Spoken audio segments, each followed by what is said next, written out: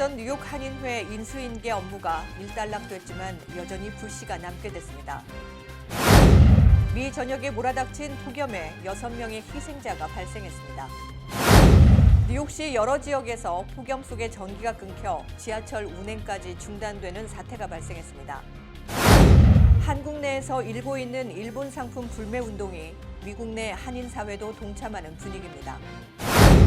불체자 수용을 위해 호텔을 이용하려는 이민 당국에 호텔 노조 측이 반기를 들었습니다.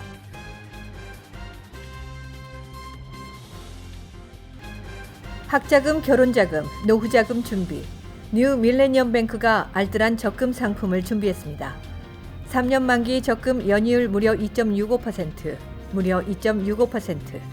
뉴 밀레니엄 뱅크와 함께 미래를 준비하세요. FDIC member and equal housing lender.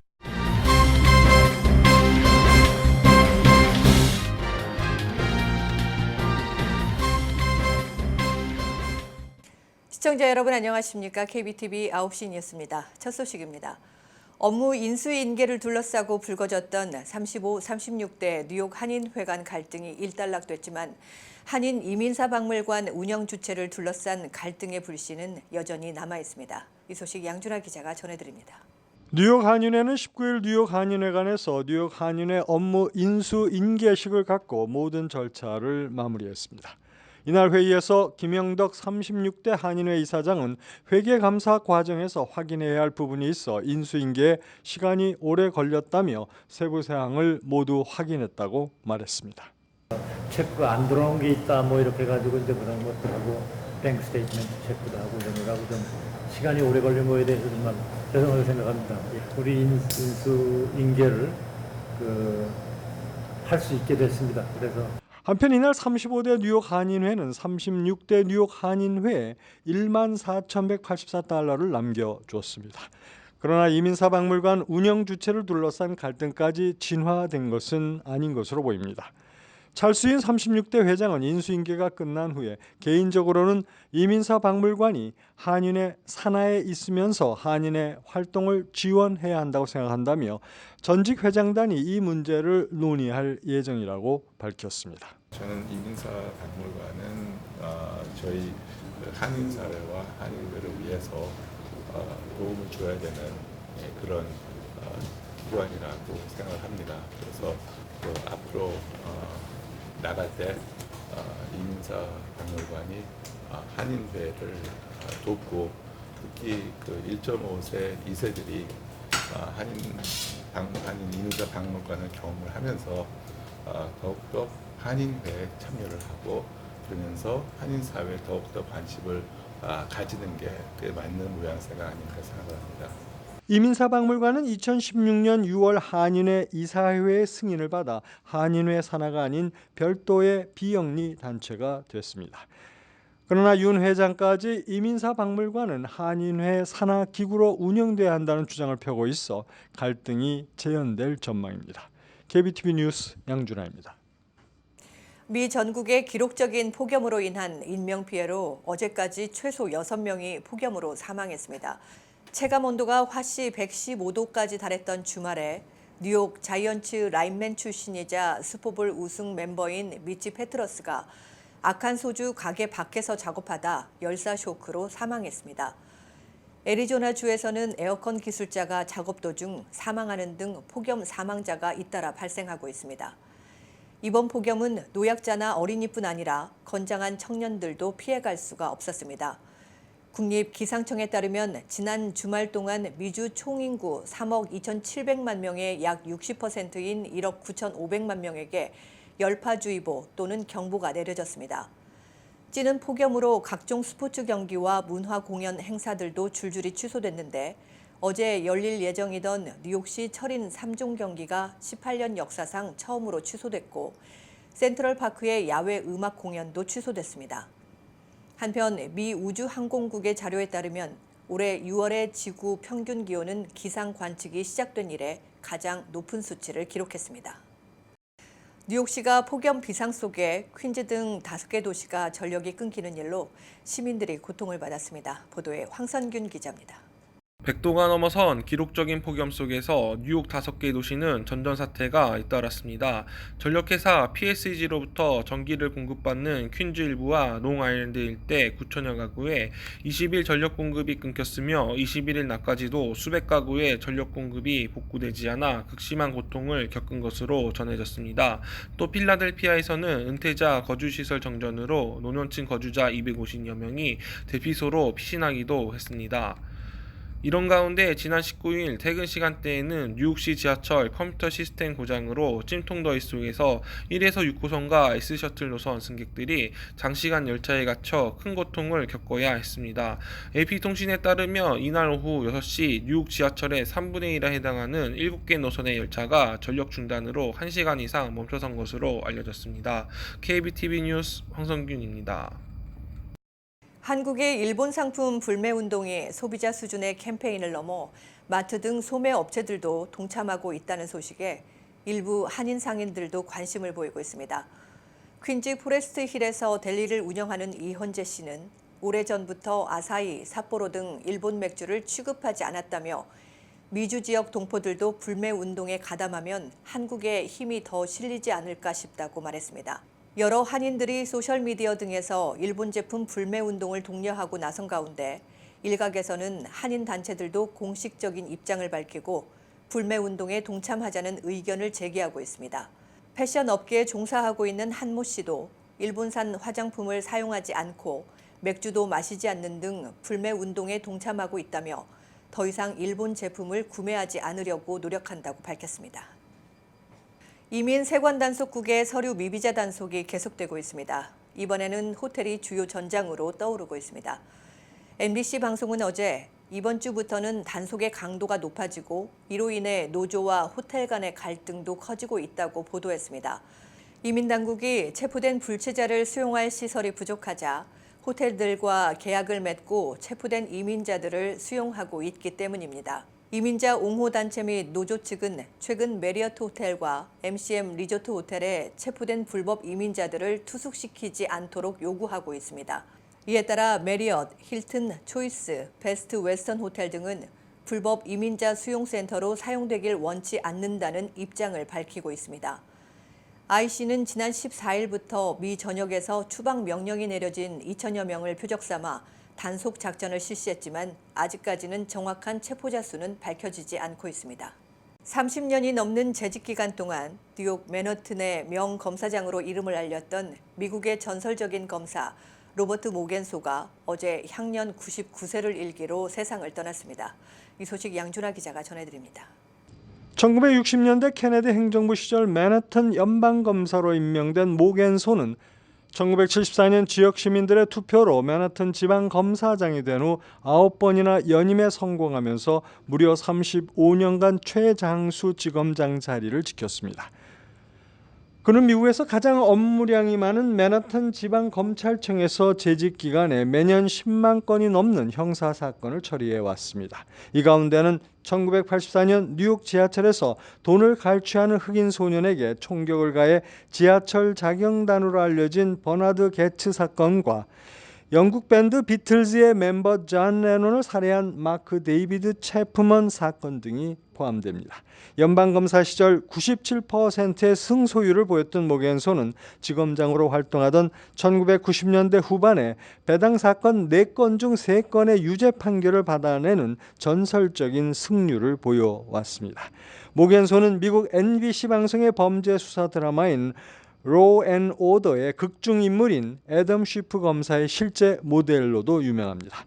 당시 로우 앤 오더를 연출한 딕 울프 감독은 모겐소를 뉴욕 역사상 가장 훌륭한 연방검사라고 묘사했습니다. KBTV 뉴스 양준하입니다. 미국의 개인 신용정보업체 에퀴팩스가 2년 전 발생한 고객 정보 유출 사건으로 총 7억 달러의 합의금을 피해자들에게 물어줄 것으로 보입니다. 이 소식 양준하 기자입니다. 이 금액은 연방거래위원회 소비자금융보호국을 비롯해 여러 주의 검찰과의 합의금을 모두 합한 것입니다. 기본적으로 이번 합의금은 집단소송에 참여한 원고 측 규모에 따라 결정된 것입니다. 앞서 에퀴팩스는 지난 2017년 5월부터 7월 해킹 피해로 1억 4,300만 명의 개인정보가 유출되는 사고를 겪었습니다. 역대 최대 규모의 개인정보 유출의 하나로 꼽히는 당시 사건으로 고객들의 사회보장번호, 이름, 생일, 주소 등 개인정보들이 유출되었습니다. 이번 합의는 이르면 다음 주 초 최종 확정될 것으로 예상되며 에퀴팩스로서는 2년 가까이 이어졌던 법정 소송을 마무리할 것 같습니다. 에퀴팩스는 고객 정보 해킹으로 최고 경영자가 사임하고 연방주 검찰의 수사에 직면하는 등 거센 후폭풍을 겪어왔습니다. KBTV 뉴스 양준하입니다. 민주당 일각에서 트럼프 대통령의 탄핵을 추진하는 가운데 이번 주 24일 수요일에 뮬러 특검의 의회 공개 증언이 이루어질 것으로 보입니다.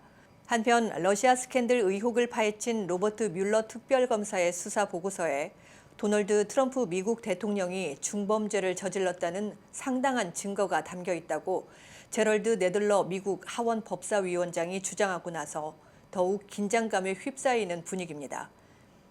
이어 그는 우리는 이런 사실을 미국인들에게 알리거나 뮬러 특검이 알리도록 해야 한다며 행정부가 책임을 져야 하며 어떤 대통령도 법 위에 설 수는 없기 때문이라고 덧붙였습니다.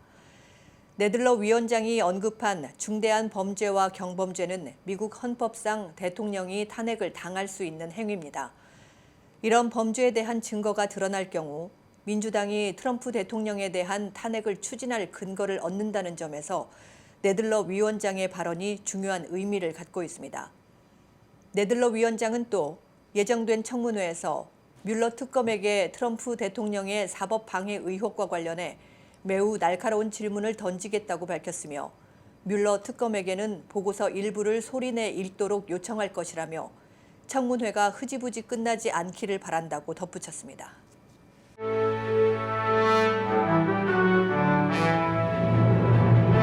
사건 사고입니다.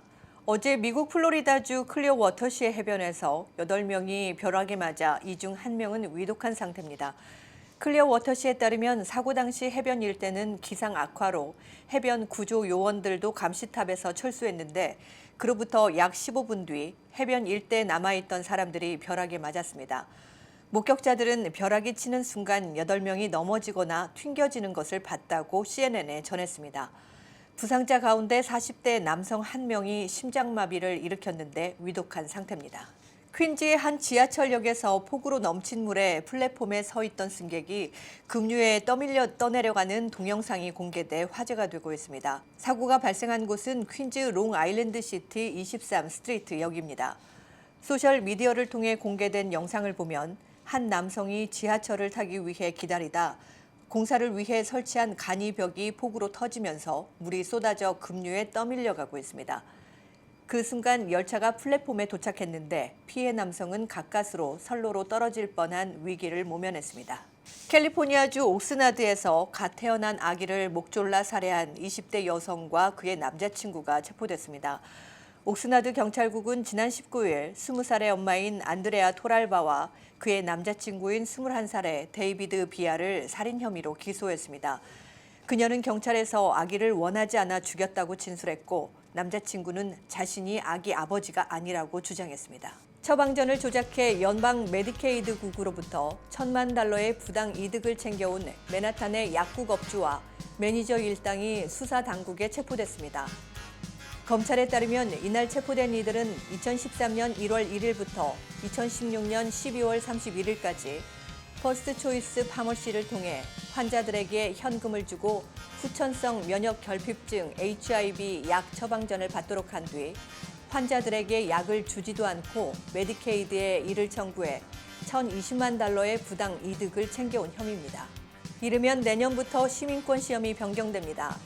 지난 2008년 10월 새로 시민권 시험이 개정된 후 12년 만입니다. 연방이민서비스국은 19일 시민권 신청자의 공민지식 숙지와 성인 교육평가, 미국 역사와 미국 정부 등에 대한 이해도를 더 효율적으로 평가하기 위해 시민권 시험을 개정할 계획이라고 밝혔습니다. 롱아일랜드 해안에 1,700메가와트 규모의 풍력 발전소가 들어설 예정입니다.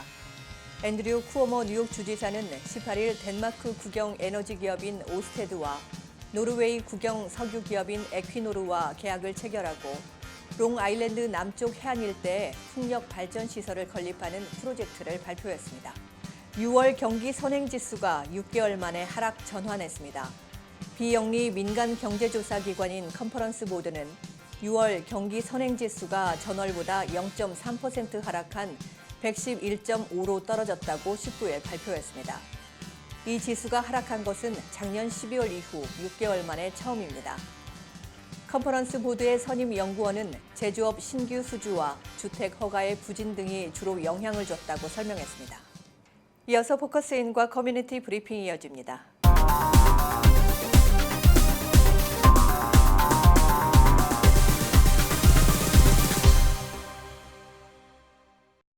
네, 포커스인 지난 시간에 이어 2부에서도 민권센터의 차주범 선임 컨설턴트와 함께하겠습니다. 그린라이트 법안에 대해서 좀 더 알아보겠습니다. 네, 이번에 이제 새 운전면허증 이 발급 정책이 올 몇 월부터 시행이 되는 거죠? 예, 통상적으로 뉴욕주에서 이제 법이 통과되면 네, 그 다음에 관련 부처가 준비하는 기간이 필요합니다. 네. 이번 경우에는 180일, 그러니까 180일. 6개월 정도 네. 그 관련 부처인 아마도 DMB에서 그렇군요. 앞으로 실행 계획을 이제 마련할 것이고요. 그 실행 계획을 발표할 겁니다. 네. 그렇게 되면은 저희들의 예상으로는 6개월이 딱 되는 그 날짜가 12월 14일인데 네네. 그때가 토요일입니다. 그래서 네. 아마도 12월 16일 월요일 정도가 네. 가장 늦어지는 네. 그러니까 DMB에서 새로운 운전면허 발급 정책에 의거하여 운전면허증 발급 신청을 받는 그 날짜로 저희들은 예상하고 있습니다. 네, 이 운전면허증을 이제 신청하려는 이제 서류 미비자들이나 이제 이런 분들이 이제 갖추어야 할 서류들이 있을 것 같은데요. 어떤 서류들이? 그것은 이제 필요할까요? 말씀드린 대로 DMB에서 구체적인 실행 계획안이 나와야지 네, 좀 더 그것도 정확하게 네, 알 수 있습니다. 그렇군요. 뉴욕주가 그 이민신분에 상관없이 운전면허증을 발급하는 13번째 주가 되었습니다. 네, 이미 12개 주가 하고 있는데요. 이제 거기에는 캘리포니아, 워싱턴, 커네티컷 그런 주들이 하고 있는데 그 12개 주도 각각 그 자격 요건이나 네네. 증빙 서류 목록이 조금씩은 다 다릅니다. 네. 운전면허증 신청을 할 때 어떤 IC와 뭐 정보를 같이 공유를 한다거나 뭐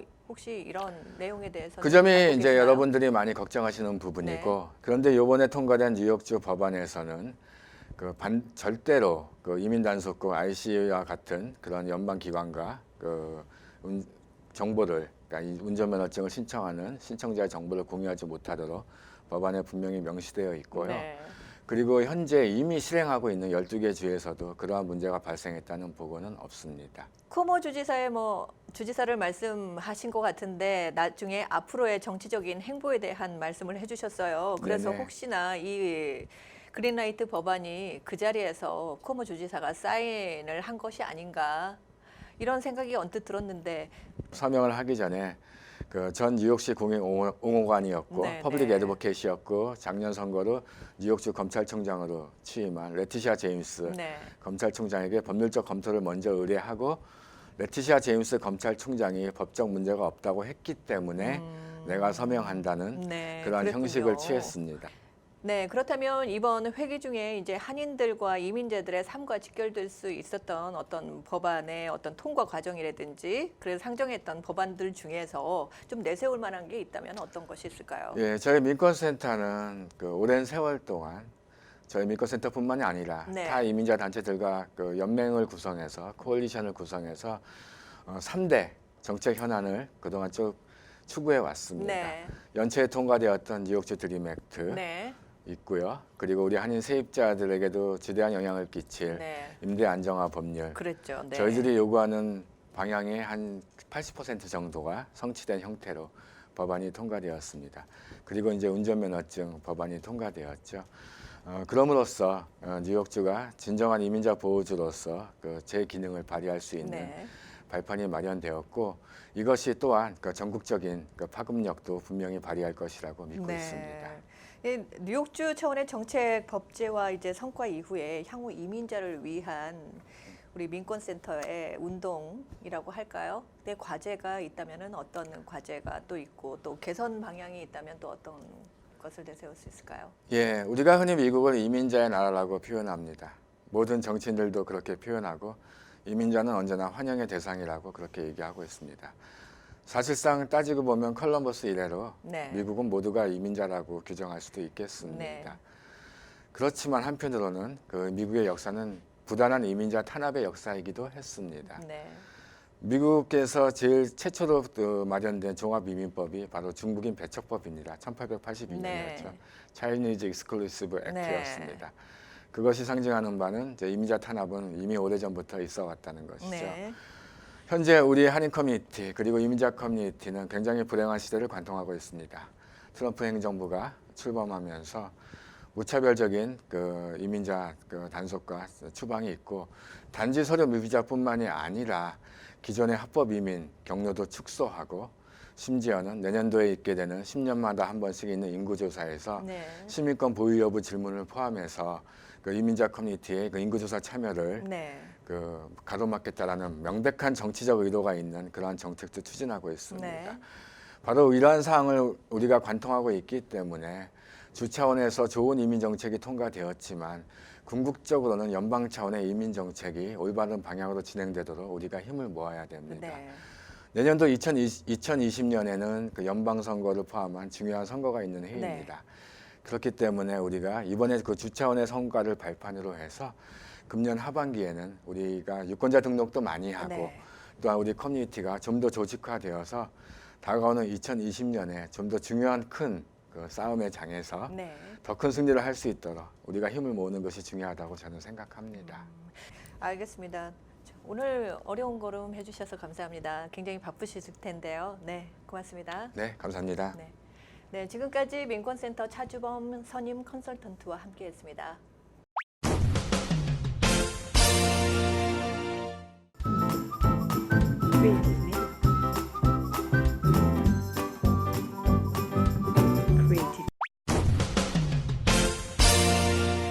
환율과 증시 전해드립니다.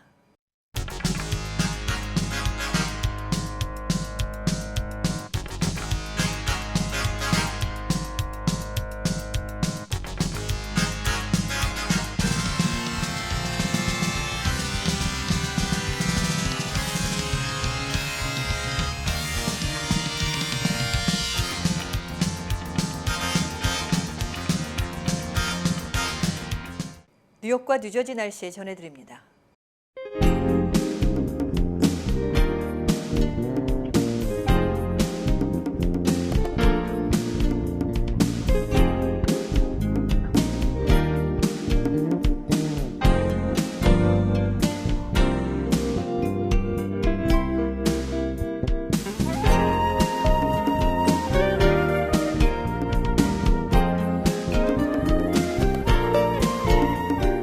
오늘도 KBTV 뉴스9을 시청해 주셔서 고맙습니다. 편안한 월요일 저녁 보내시기 바랍니다.